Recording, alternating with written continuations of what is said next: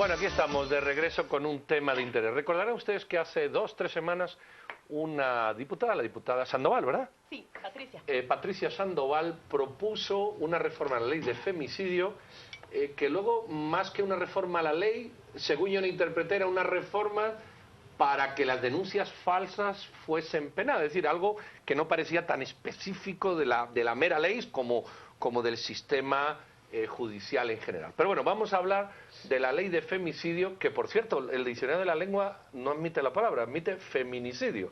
Sí. Curiosamente tenemos un delito que no existe en la lengua, pero menos mal que está definido en la ley. Con 2 personas que estaban aquí amigablemente conversando, a ver si ahora discuten o sencillamente siguen amigablemente conversando. Doña Carmen López, que es de Convergencia Cívico-Política de Mujeres, y don Juan Rodolfo Pérez Trabanino, abogado. Carmen, empecemos por usted. ¿Qué entendió usted que la diputada quería modificar? ¿Lo entendió usted como yo o su interpretación es más extensiva? Coincido con usted de que ella presenta una iniciativa que busca limitar la ley contra el femicidio, que la debilita, ¿verdad? Trata de debilitarla. Lo único es que hemos hecho ya estudios en grupo y con varias pues, personas expertas en penal y derecho internacional y todo, y han coincidido que es una aberración jurídica de la forma de redactar. Traigo una copia aquí para que vean todo, hasta habla, pone aquí varios artículos y solo con títulos, ¿verdad? Como una ley arrebatada, habla al principio en los considerandos que es para cumplir con las convenciones, con la CEDAW o con la de Belén do Pará, pero a última hora su intención es debilitarla al dejar específicamente al criado el delito de falsedad, ¿verdad? De denuncia falsa. Un poco en contexto a la audiencia que no le ha llevado el hilo a esta ley y a la propuesta de reforma. Es una ley que, según la diputada, se está utilizando por algunas mujeres que denuncian a un hombre de haberlas agredido física o psicológica o sexualmente. O económicamente, que al hombre lo meten preso mientras se averigua y después resulta que la denuncia no es cierta o no tiene fundamento, que la mujer mintió y que se está abusando de la ley para mandar a hombres a la cárcel, que a veces son peleas de pareja porque no llegan a acuerdos y se utiliza la ley para afectar al hombre. Pero yo quisiera escuchar el argumento de Rodolfo antes de seguir con el de Carmen. ¿Por qué esta reforma es necesaria cuando también se ha visto que esta ley ha venido a proteger a muchísimas mujeres que antes estaban indefensas ante estos casos que tardaban muchísimo en resolverse, y que esta ley ha agilizado la investigación y la condena por delitos de violencia contra la mujer? A ver, pongámosla en pedazos. Yo creo que en Guatemala existen relaciones en la dinámica familiar muy complicadas. Obviamente las relaciones de poder de un hombre y una mujer no son iguales. Nuestra dinámica sociocultural es complicada y es desventajosa para la mujer. Eso es sin duda, y por lo tanto es importante tener una ley que proteja los derechos de la mujer y ese desequilibrio que existe entre la pareja. Lo que no creo es que esta ley que tengamos hoy por hoy resuelva ese asunto, sino más bien ha sido un instrumento para criminalizar relaciones familiares. Lamento mucho no estar de acuerdo con Carmen y por favor no se piense que soy machista o misógino, ni mucho menos. Yo estoy muy de acuerdo que exista una ley de femicidio o feminicidio, que sería lo correcto, pero no esta.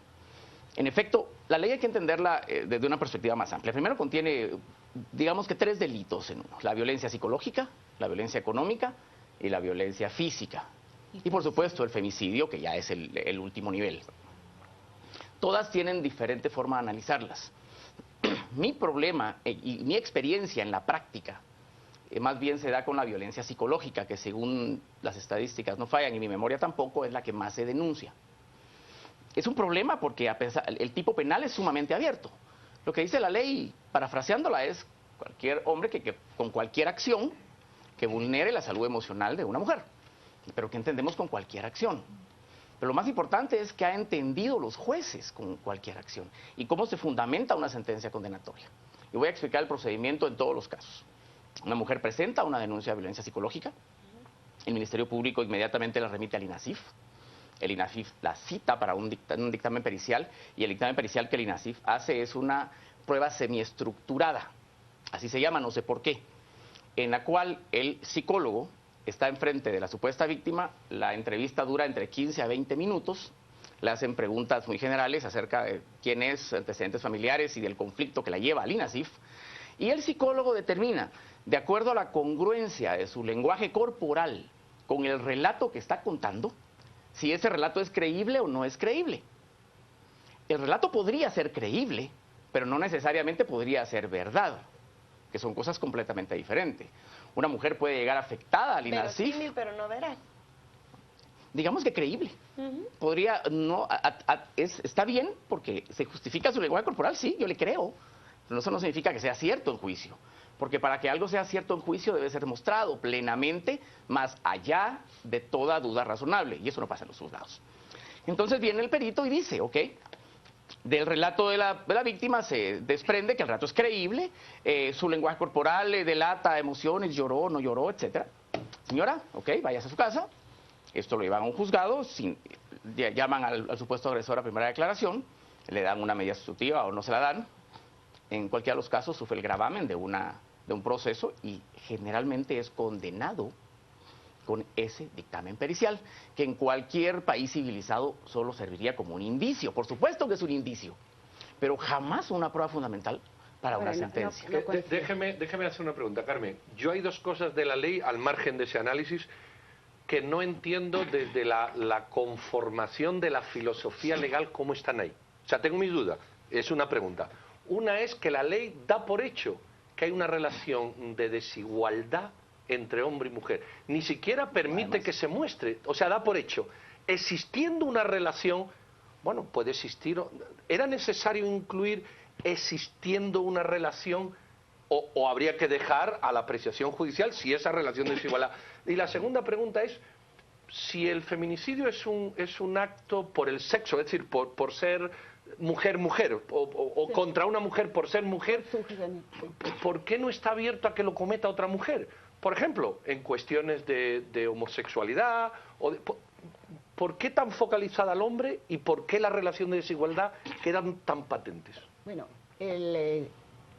generalmente esa interpretación de relaciones desiguales de poder, en donde el mayor poder lo tiene el hombre, está ya comprobado, aceptado mundialmente, ¿verdad? Porque no hay en un solo país en donde la mayoría de mujeres pueden ser las que gobiernan. Vemos todo esto de la historia, es histórico también desde el momento en que no teníamos ni derecho de ir a tribunales, no teníamos derecho de propiedad, ¿verdad? El derecho al voto hace poco que lo adquirimos, el derecho a ir a la universidad, todas esas relaciones donde los hombres han hecho las leyes, interpretan, ya se dejó en la legislación, ¿verdad? Y viene desde los convenios internacionales de los que Guatemala es Estado parte. Entonces, al decir estas relaciones desiguales de poder, el punto no es una relación desigual de poder entre dos mujeres, si estamos partiendo entre los dos sexos. Entonces ahí parte. Y yo no sé si le completé su duda, ¿verdad? Entonces ahí vamos, por eso mismo no puede ser una mujer la que cometa femicidio, porque es también desde otros elementos como esa menosprecio.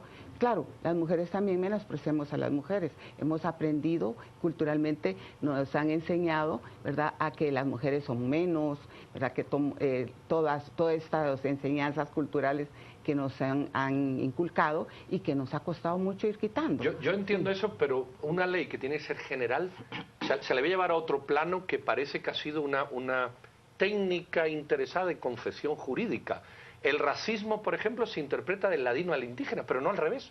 Y puede existir igual. Pero se interpreta del blanco al negro y no del negro al blanco. Es que siempre tiene que ser una parte que sea vulnerabilizado. Carmen y Rodolfo, háganos un espacito para complementarnos sus respuestas, porque tenemos que ir a una pausa, Pedrito, y después regresamos con los compañeros. Pues entonces vamos a ir a una pausa y a la vuelta los complementos. Sí, sí.